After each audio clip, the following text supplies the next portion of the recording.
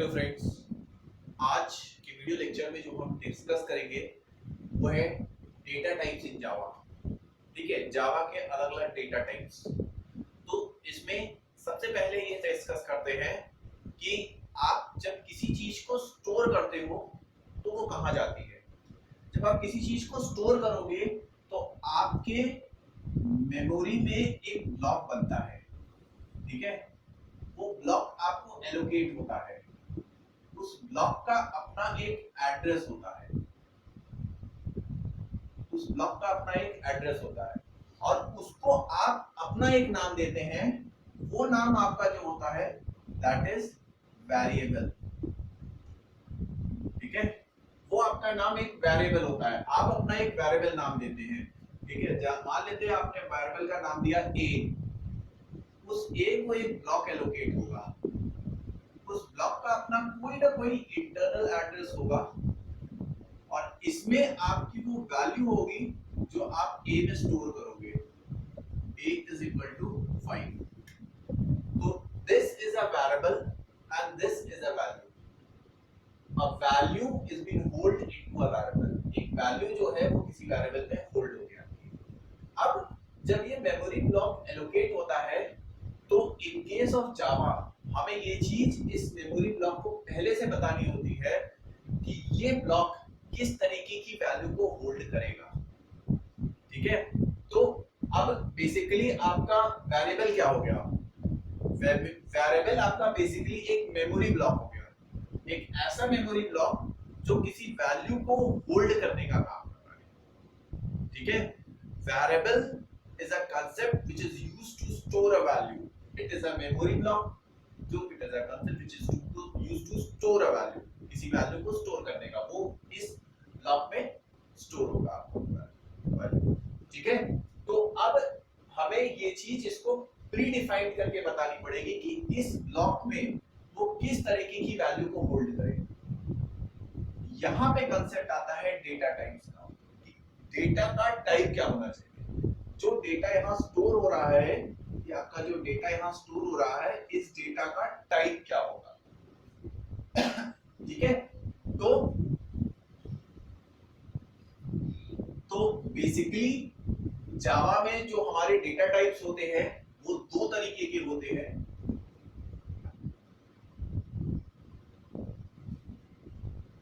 Data types are of two types. पहला is primitive data type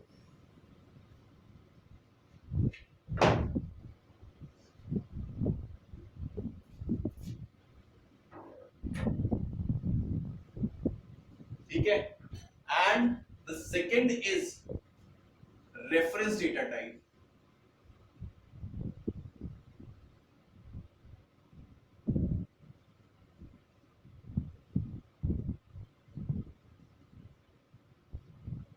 ठीक है, पहला आपका प्रिमिटिव डेटा टाइप होता है और दूसरा आपका रेफरेंस डेटा टाइप होता है।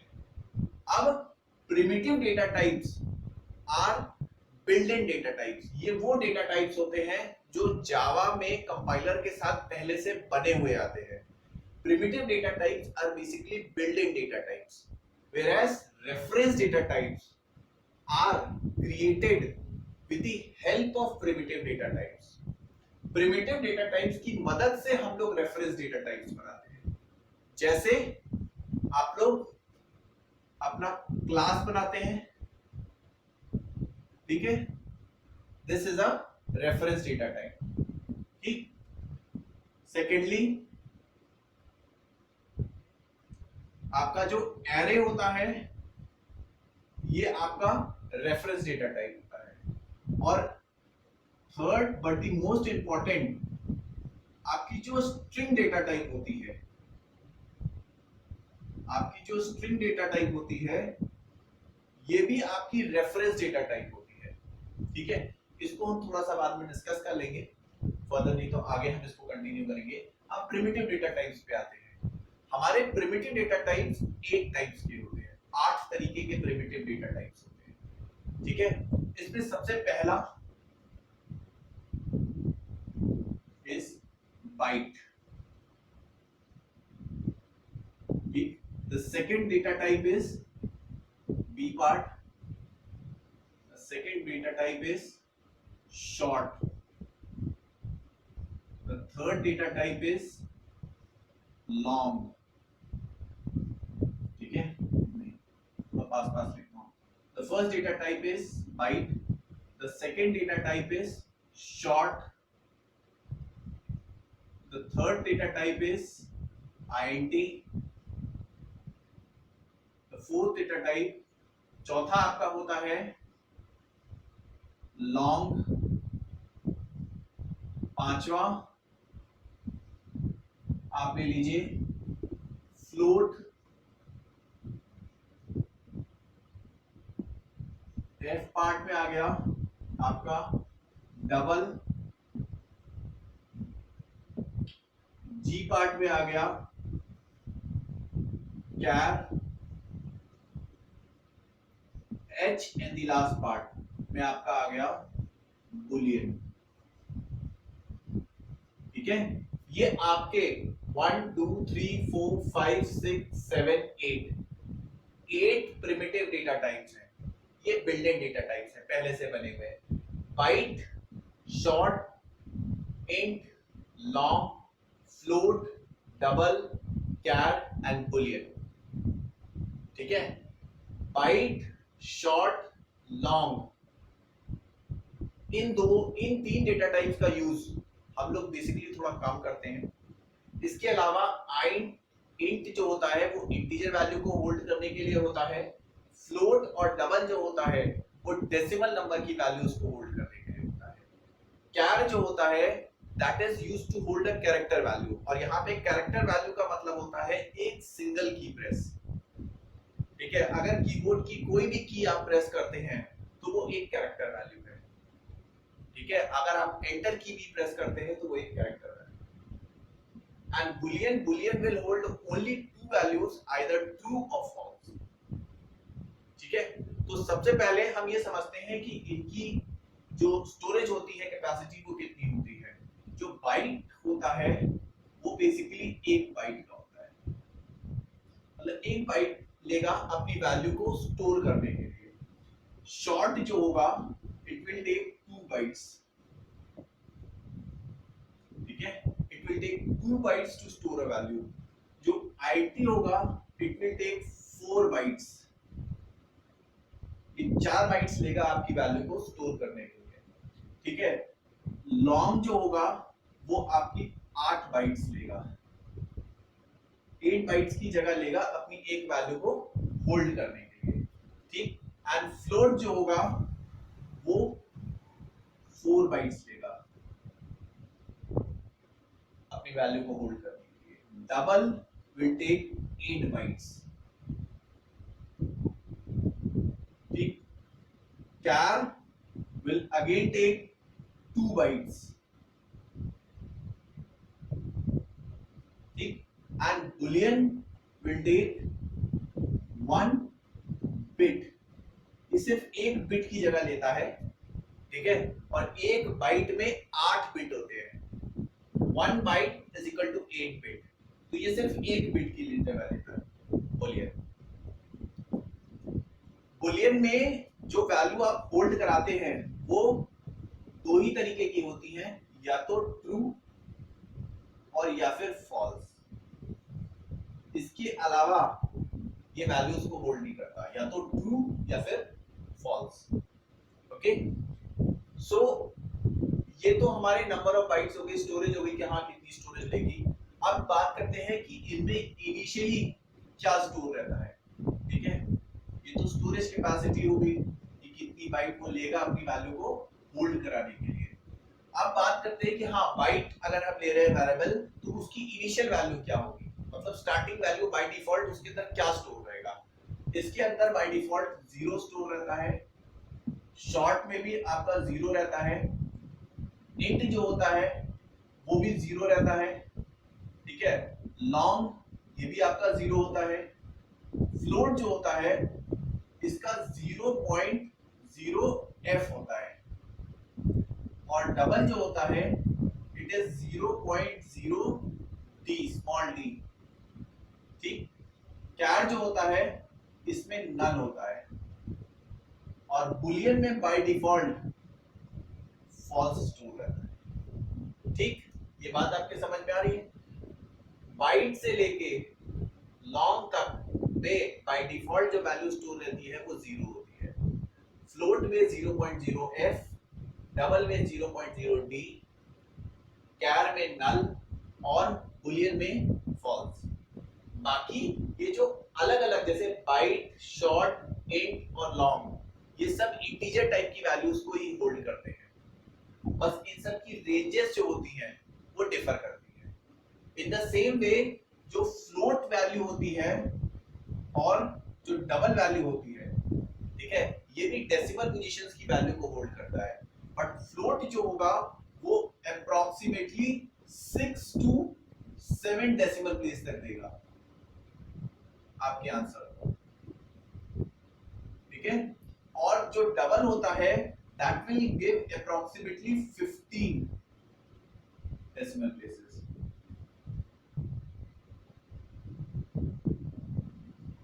ठीक, मतलब जो फ्लोट, अगर आप फ्लोट वेरिएबल लेते हो तो उसमें जो आपको आंसर मिलेगा या जो डेसिमल पोजीशन तक आप ले सकते हो वो 6 to 7 डेसिमल पोजीशंस तक है, और डबल में आप अप्रॉक्स 15 तक ले सकते हो, 15 डेसिमल प्लेस तक आपका आंसर आ सकता है। ठीक है, character value is a single key stroke, character value is always enclosed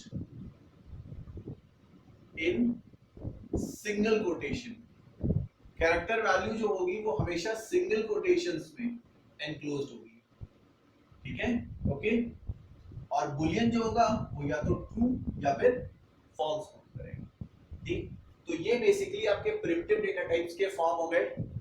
ये नंबर ऑफ टाइप्स, ये इनकी स्टोरेज कैपेसिटी, ये इनकी इनिशियल वैल्यूज, ठीक है, और इसमें फ्लोट और डबल के बीच का ये डिफरेंस है आपका। अब यहाँ पे अगर आप देखोगे तो हर किसी की इनिशियल वैल्यू है एंड उसकी स्टोरेज कैपेसिटी, मतलब कितनी बाइट्स लेगा अपनी वैल्यू को होल्ड करने के लिए, ये फिक्स है, ठीक है। इसीलिए ये प्रिमिटिव डेटा टाइप है, ये बिल्ट इन डेटा टाइप्स है, इनकी बाइट्स जो है वो फिक्स है। अब अगर हम रेफरेंस डेटा टाइप की बात करें तो रेफरेंस डेटा टाइप्स जो होते हैं, reference data types are basically they are basically derived with the help of primitive data types, मतलब इन डेटा टाइप्स को यूज करके ही इसको बनाया जाता है। जैसे सबसे पहले सबसे इंपॉर्टेंट मेरा स्ट्रिंग था, तो मैं स्ट्रिंग को देखता हूँ, एक एक करके डिस्कस कर लूंगा, क्लास तो बाद में हो जाएगा, ठीक है। जो इंपॉर्टेंट है वो थोड़ा देख लेते हैं। जैसे स्ट्रिंग है, स्ट्रिंग जो होता है it is a number of characters, ठीक है। स्ट्रिंग डेटा टाइप जो होता है वो नंबर ऑफ कैरेक्टर्स का फॉर्म होता है, मतलब एक से ज्यादा कैरेक्टर जब एक साथ एनक्लोज होते हैं, एक सिंगल की प्रेस आपका क्या कहलाता है। और जो 1 2 3 4 आपने पूरा नाम डाला अपना, ठीक है, तो जो पूरा नाम है that is the number of characters, तो वो स्ट्रिंग आ गया। तो स्ट्रिंग डेटा टाइप को बनाने के लिए किस डेटा टाइप का यूज किया गया, कैर का, ठीक है। और स्ट्रिंग डेटा टाइप जो होता है वो डबल कोट्स में एनक्लोज्ड होता है। स्ट्रिंग डेटा टाइप की जो वैल्यू होगी वो डबल कोट्स में एनक्लोज्ड होगी और इसमें नंबर ऑफ कैरेक्टर्स आएंगे, ये कैर डेटा टाइप की मदद से, ठीक। दूसरा आपका एरे, एरे जो होता है वो आपकी मेमोरी लोकेशंस बनाता है, होमोजेनियस मेमोरी लोकेशन। होमोजेनियस का मतलब किसी एक डेटा टाइप की मेमोरी लोकेशंस। तो एक डेटा टाइप की मेमोरी लोकेशन तो आप इंटीजर की बना सकते हैं, इंटीजर की 100 मेमोरी लोकेशन बना सकते हैं, फ्लोट की, इसको डिटेल में हम डिस्कस करेंगे जब एरेस को डिस्कस करेंगे। इन द सेम वे जो क्लास होता है, ठीक है, class is basically a collection of what, it is a collection of variables and functions. हम अपनी क्लास के अंदर अपने वेरिएबल्स और फंक्शंस को मिला के बनाते हैं, और इन दोनों की मदद से वेरिएबल में आप कौन सा आ गया, आपका किसी भी डेटा टाइप का वेरिएबल आ सकता है, फंक्शन किसी भी तरीके के बन सकते हैं। इन सब चीजों की मदद से आपका क्लास बनता है। तो ये जो आपके क्लास एरे स्ट्रिंग है, ठीक है, ये आपके रेफरेंस डेटा टाइप है। इसके अलावा भी और रेफरेंस डेटा टाइप्स होते हैं, लिंक लिस्ट होता है, नेल्स, ठीक है, वो हम आगे डिस्कस करेंगे। ठीक, तो और रेफरेंस डेटा टाइप्स की जो स्टोरेज कैपेसिटी होती है कि 4 बाइट, 5 बाइट, 6 बाइट, ये कोई फिक्स नहीं होती। इसलिए फिक्स नहीं होती क्योंकि हम ये मान लेते हैं, जैसे हमने एक स्ट्रिंग वेरिएबल लिया और उस स्ट्रिंग वेरिएबल में हमने स्टोर किया A B C double quotes के अंदर, तो एक कैरेक्टर 2 बाइट लेता है, तो 2 प्लस 2 प्लस 2 इसका कितना हो गया 6 बाइट्स।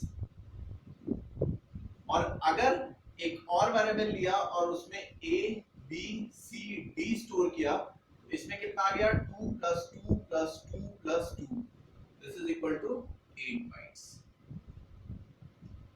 ठीक है, तो जिस हिसाब से आप डिक्लेयर करोगे वेरिएबल, उसमें वैल्यू स्टोर करोगे, उस हिसाब से प्रिमिटिव डाटा टाइप के हिसाब से उसकी जो भी मेमोरी लोकेशन होगी वो डिराइव हो जाएगी, बन जाएगी, और उतनी बाइट का वो ऑटोमेटिकली क्रिएट हो जाएगा। ठीक है, ओके, आई होप सो आपको ये डेटा टाइप वाला सेक्शन समझ में आया होगा। ठीक, इसको रिवाइज करिए, ध्यान से देखिए, और अगर कोई प्रॉब्लम हो तो आप उसके लिए कमेंट करें। ओके।